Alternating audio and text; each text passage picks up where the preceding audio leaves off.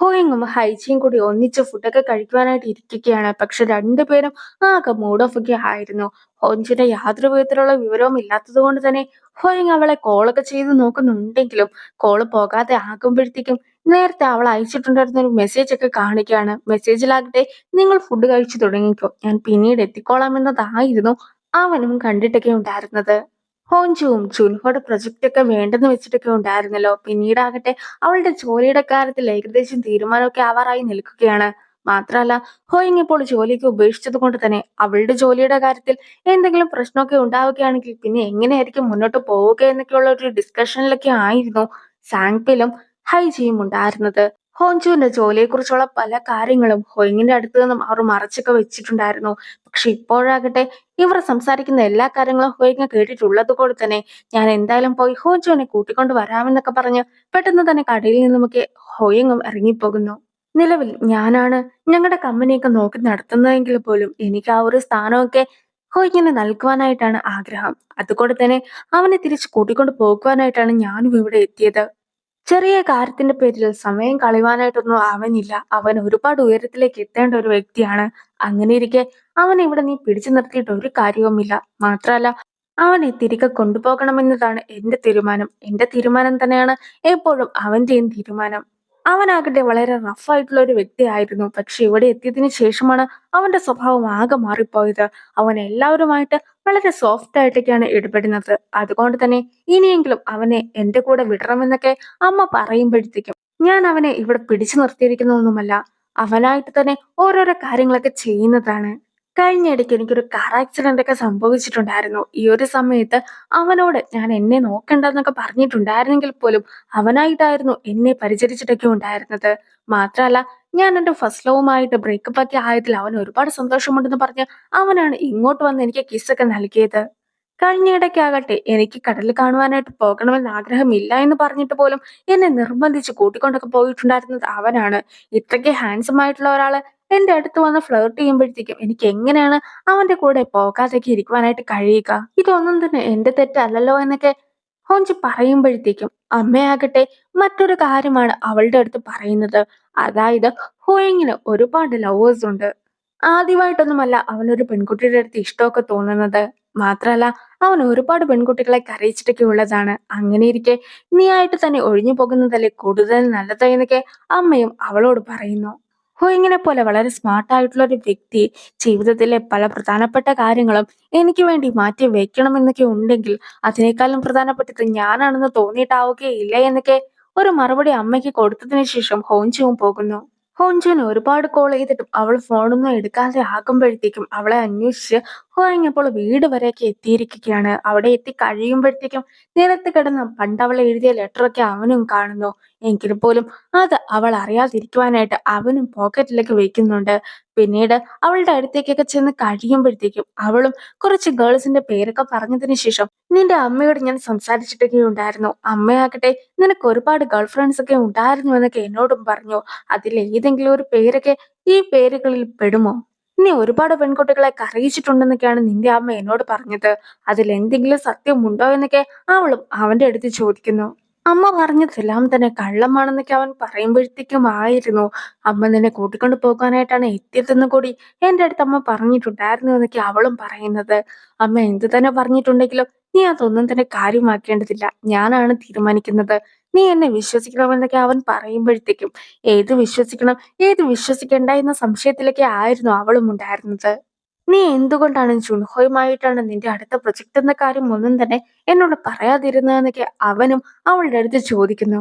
അവൻ കാരണം നീ എന്തോരം വിഷമിച്ചിട്ടുണ്ടെന്നൊക്കെ എനിക്ക് നന്നായി അറിയാവുന്നതാണ്. അതുകൊണ്ട് തന്നെ ഈ ഒരു കാര്യങ്ങളെങ്കിലും എന്നോട് തുറന്നു പറയേണ്ടതായിട്ടുണ്ടായിരുന്നു എന്നൊക്കെ ഹോയിങ് പറയുമ്പോഴത്തേക്കും നിനക്കെന്നെ ഒട്ടും തന്നെ വിശ്വാസമില്ല. ഒരു കാര്യം ചെയ്യേ, നീ എന്നെ വിട്ടു പൊക്കോ. എനിക്കും ഒരു കുഴപ്പവും ഉണ്ടാവുകയില്ല. ഞാനും നിന്നെക്കുറിച്ചുള്ള എല്ലാ കാര്യങ്ങളും മറന്നോളാം എന്നൊക്കെ പറഞ്ഞ് പെട്ടെന്ന് തന്നെ അവളും റൂമിനകത്തേക്കൊക്കെ കയറി പോകുന്നു. അവനും അന്ന് രാത്രി ഒരുപാട് മദ്യമൊക്കെ കുടിച്ചിട്ടായിരുന്നു കിടന്നുറങ്ങിയിട്ടുണ്ടായിരുന്നത്. രാവിലെ അവൻ എണീക്കുമ്പോഴത്തേക്കും അമ്മയും ഓഫീസിലേക്ക് പോകാനായിട്ട് റെഡിയായി നിൽക്കുന്നതൊക്കെ അവനും കാണുന്നു. ഹോഞ്ചും സ്കൂളിന് മുമ്പിലൊക്കെ നിൽക്കുമ്പോഴത്തേക്കും രണ്ട് ബോയ്സ് ആകട്ടെ ക്ലാസ് ഒക്കെ കട്ട് ചെയ്ത് ഒളിച്ചും പാത്തുമൊക്കെ അവിടെ നിന്നും പോകുന്നതൊക്കെ അവളും കാണിക്കുകയാണ്. അപ്പോഴാകട്ടെ വർഷങ്ങൾക്ക് മുമ്പ് അവളും ഇതുപോലെ പോയിട്ടുണ്ടായിരുന്നതിനെ കുറിച്ചൊക്കെ അവളും ഓർക്കുന്നു. ഹോൻചും ഹൈജീനെ കാത്തു നിൽക്കുകയൊക്കെ ആയിരുന്നു. ഹൈജി എത്തി കഴിയുമ്പോഴത്തേക്കും ഫുഡൊക്കെ കഴിക്കുവാനായിട്ട് അവളെയും കൂട്ടിക്കൊണ്ട് പോകുന്നു. സാങ്പിലും ഇപ്പോൾ ഹോയിങ്ങിന്റെ വീട്ടിലേക്കൊക്കെ എത്തിയിരിക്കുന്നു. നീയും വീട്ടിൽ വെച്ച് എന്റെ അടുത്ത് റെസ്റ്റോറന്റ് ഒക്കെ തുടങ്ങിയതിനെ കുറിച്ചൊക്കെ ചോദിച്ചിട്ടില്ലായിരുന്നോ? വീട്ടിലെത്തിയതിനു ശേഷം ഞാൻ അതിനെക്കുറിച്ച് ഒരുപാട് ആലോചിച്ചു. യഥാർത്ഥത്തിൽ സന്തോഷത്തിന് വേണ്ടി ആയിരുന്നോ, അതോ കൂടുതൽ പണക്കാരനാകുവാനായിട്ടായിരുന്നോ റെസ്റ്റോറന്റ് തുടങ്ങണമെന്ന തീരുമാനത്തിലേക്കൊക്കെ ഞാൻ എത്തിയതെന്നായിരുന്നു എന്റെ ആ ഒരു സംശയം. ഒരു ദിവസം പോലും അവധിയില്ലാതെ ഞാനും റെസ്റ്റോറന്റിലൊക്കെ പണിയെടുത്തിട്ടുണ്ടായിരുന്നത് ലൈഫിൽ വിജയിക്കുവാനായിട്ടായിരുന്നോ, അതോ സന്തോഷമായിട്ട് ജീവിക്കുവാനായിരുന്നോ എന്ന ഒരു സംശയത്തിലൊക്കെ ആയിരുന്നു ഞാനും ഉണ്ടായിരുന്നതെന്നൊക്കെ സാങ്പില്ലും പറയുന്നു. നീ ഒരിക്കലും ഹോയങ്ങിന്റെ അടുത്ത് തിരിച്ചു പോകുവാനായിട്ട് പറയുവാനായിട്ട് പാടില്ലായിരുന്നു. അമ്മ അവനെ കൊണ്ടുപോകാനായിട്ടാണ് വന്നതെങ്കിൽ പോലും അവനും പോകുന്നില്ല എന്നൊരു തീരുമാനമൊക്കെ എടുത്തതല്ലേ. അങ്ങനെ ഇരിക്കെ നീ അവന്റെ അടുത്ത് റൂഡായിട്ട് പെരുമാറുവാനേ പാടില്ലായിരുന്നു എന്നൊക്കെയാണ് ഹൈജിയും ഹോഞ്ചുവിനോട് പറയുന്നത്. പാസ്റ്റിലും പ്രസന്റിലും ഫ്യൂച്ചറിലും പല ആൾക്കാരും നമ്മുടെ ലൈഫിലൂടെ കടന്നു പോയിട്ടുണ്ടാവും. പക്ഷെ നീ ഇപ്പോഴത്തെ കാര്യം മാത്രമാണ് നോക്കേണ്ടതെന്നൊക്കെ സൺപില് ഹോയിങ്ങിന്റെ അടുത്ത് പറഞ്ഞൊക്കെ കൊടുക്കുമ്പോഴത്തേക്കും എന്റെ ലൈഫിൽ ആകെ ഹോഞ്ചു മാത്രമേ ഉണ്ടായിട്ടുള്ളൂ എന്നൊക്കെയാണ് ഹോയിങ്ങും പറയുന്നത്. എന്തായാലും ഹോയിങ്ങിനെ ഒന്ന് കൂളാക്കുവാനായിട്ട് കയ്യിലുണ്ടായിരുന്ന ഫോട്ടോസ് ഒക്കെ കാണിച്ചു കൊടുക്കുകയാണ് സാങ്പിലും. അതിലാകട്ടെ സാങ്പിലും ഹൈജിയും അതുപോലെ തന്നെ ഹോഞ്ചുവും ഒന്നിച്ചുള്ള ഒരുപാട് ഫോട്ടോസ് ഒക്കെ ഉണ്ടായിരുന്നു. അങ്ങനെ ഫോട്ടോസ് കാണിക്കുന്ന കൂട്ടത്തില് ഒരു സ്ക്രീനിന്റെ ഫോട്ടോയും കൂടി ഉണ്ടായിരുന്നു. അവൾ ആദ്യമായിട്ട് വർക്ക് ചെയ്തിട്ടുണ്ടായിരുന്ന ആ ഒരു ആനിമേഷന്റെ ക്രെഡിറ്റിൽ അവളുടെ പേര് കൂടി ഉണ്ടായിരുന്നു എന്നൊക്കെ പറഞ്ഞിട്ട് ഞങ്ങൾ അത് കാണുവാനായിട്ടൊക്കെ പോയതായിരുന്നു. പക്ഷെ പെട്ടെന്ന് ഒരുപാട് പേരുകളൊക്കെ സ്ക്രീനിൽ സ്പീഡിൽ എഴുതി കാണിച്ചപ്പോഴത്തേക്കും അവളുടെ പേര് എഴുതിയത് കൃത്യമായി ഫോട്ടോ എടുക്കുവാനായിട്ട് എനിക്ക് കഴിഞ്ഞില്ല എന്നൊക്കെ അവനും പറയുന്നൊക്കെയുണ്ട്. പിന്നീട് ഓരോ ഫോട്ടോസും കാണിച്ച് അതൊക്കെ എപ്പോഴൊക്കെ എടുത്തതാണെന്നൊക്കെ ഡീറ്റെയിൽഡ് ആയിട്ടൊക്കെ ഹോയിങ്ങിന്റെ അടുത്ത് പറയുകയാണ് സാങ്പിലും. ഹോഞ്ചു ആകട്ടെ കുട്ടിക്കാലം മുതലേ ഒരേ സ്വപ്നമൊക്കെ ആവർത്തിച്ച് കാണുന്നുണ്ട്. കുറച്ച് ആൾക്കാരെയും കുറച്ച് സ്ഥലങ്ങളെയുമാണ് അത്. അവരെല്ലാവരും തന്നെ അവളെ വിട്ടു പോകുന്നതായിട്ടും അവൾ അവരെയൊക്കെ പിന്തുടർന്ന് പോകുന്നതായിട്ടുമാണ് ആ ഒരു സ്വപ്നം. അത് അവൾക്ക് ഒട്ടും തന്നെ ഇഷ്ടമുള്ളതല്ല. ആ സ്വപ്നത്തിൽ കാണുന്ന ആൾക്കാരൊക്കെ തന്നെ അവരുടെ ലൈഫിൽ പോവുകയാണെന്നൊരു വാക്ക് പോലും പറയാതെ പോയിട്ടുള്ളവരാണ്. അതുകൊണ്ട് തന്നെ അവൾ ആകെ വിഷമത്തിലേക്കാണ് പലപ്പോഴും ഉണ്ടാവാറുള്ളതെന്നൊക്കെ സങ്പിൽ പറയുമ്പോഴത്തേക്കും അവളുടെ ലൈഫിൽ നിന്നും ഹോയിങ്ങും ഇതുപോലെ ഒരു ബൈ ഒന്നും പറയാതെ പോയതാണല്ലോ എന്നൊക്കെ അവനും സ്വയം ഓർക്കുന്നു.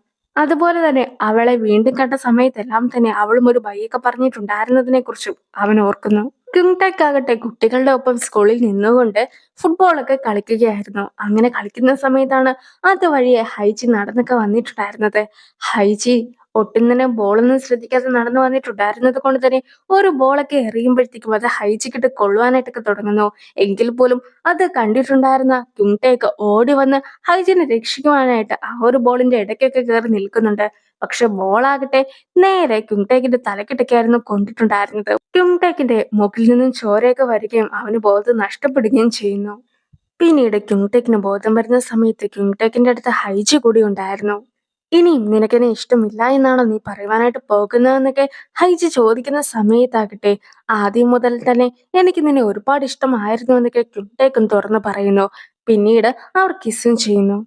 അമ്മയും വർക്കൊക്കെ കഴിഞ്ഞിട്ട് വീട്ടിലേക്ക് തിരികെ എത്തി കഴിയുമ്പോഴത്തേക്കും സാങ്പിലിനെയും കാണുന്നു. സാങ്പിലാകട്ടെ ഹോയിങ്ങിന്റെ ബെസ്റ്റ് ഫ്രണ്ട് ആണെന്നൊക്കെ പറഞ്ഞിട്ടാണ് പരിചയപ്പെടുത്തുന്നത്. മാത്രമല്ല ഹോയിങ് എവിടെ പോയെന്ന് തനിക്ക് അറിയുകയില്ല എന്നൊക്കെ പറഞ്ഞിട്ട് പെട്ടെന്ന് തന്നെ വീട്ടിൽ നിന്നും ഇറങ്ങിപ്പോകുന്നു.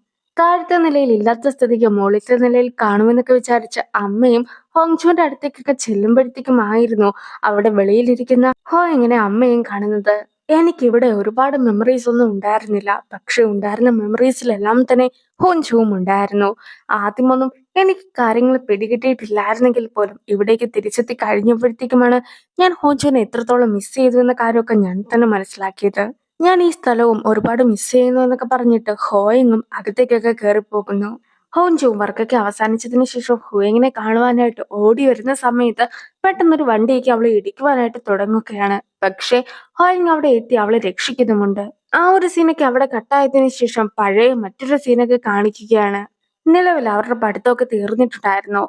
യൂറോപ്പിലേക്ക് ഒരു ട്രിപ്പൊക്കെ പോകുവാനായിട്ടായിരുന്നു ഹൈജി പ്ലാൻ ചെയ്തത്. അച്ഛനാകട്ടെ ഹൈജിനെയും ഹോഞ്ചുവിന്റെയും എല്ലാ ചെലവും എടുത്തോളാം എന്ന് പോലും പറഞ്ഞതാണ്.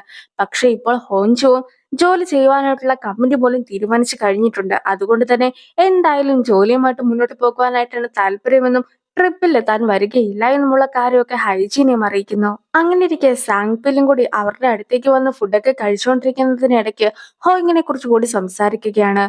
ഹോയിങ് ആകട്ടെ നാളെ കാണാമെന്ന് പറഞ്ഞൊരു പോക്കൊക്കെ പോയതാണ്. പിന്നെ ഞാൻ അറിയുന്നത് അവൻ യുഎസിലേക്ക് പോയെന്നൊക്കെയാണ്. എങ്ങനെയാണ് അവന് ബെസ്റ്റ് ഫ്രണ്ട് ആയിട്ടുള്ള എന്റെ അടുത്ത് ഗുഡ് ബൈ പറയാതെ പോകാനായിട്ട് സാധിക്കുക എന്നൊക്കെ സാങ്പിൽ സംസാരിക്കുമ്പോഴത്തേക്കും അതൊക്കെ കേട്ടതിന് ശേഷം ഹോങ്ജി കരയുകയായിരുന്നു ചെയ്തിട്ടുണ്ടായിരുന്നത്. താൻ എന്തിനാണ് കരയുന്നതെന്ന് അറിയുകയില്ല എന്നും നെഞ്ചിന് വല്ലാതെ വേദന എടുക്കുന്നുവെന്നൊക്കെ അവൾ പറയുമ്പോഴത്തേക്കും ഫുഡൊക്കെ കഴിച്ചതുകൊണ്ട് തന്നെ ഡയജക്ഷനുമായി ബന്ധപ്പെട്ട എന്തെങ്കിലും പ്രശ്നമായിരിക്കുമെന്നൊക്കെ ഹൈജീൻ തെറ്റിദ്ധരിക്കുന്നു. അന്ന് എന്തുകൊണ്ടായിരുന്നു കരഞ്ഞതെന്ന് അറിയിക്കുകയില്ലെങ്കിൽ പോലും അതെന്താണെന്ന് ഇപ്പോഴാണ് മനസ്സിലായതെന്ന് ഹോഞ്ചു പറയുന്നതായിട്ടും കേൾപ്പിക്കുന്നു. അതേസമയം ഈ ഒരു സംഭവത്തിന് ശേഷം എടുത്തൊരു ഫോട്ടോയൊക്കെ നേരത്തെ ഇങ്ങനെ സങ്കിൾ കാണിക്കുകയും ചെയ്തിട്ടുണ്ടായിരുന്നു. അപ്പോൾ ഈ ഒരു സീനോട് കൂടി ഈ എപ്പിസോഡും അവസാനിക്കുകയാണ്. അടുത്തൊരു വീഡിയോ ആയിട്ട് ഇത്രയും വേഗം കാണാം. ബൈ.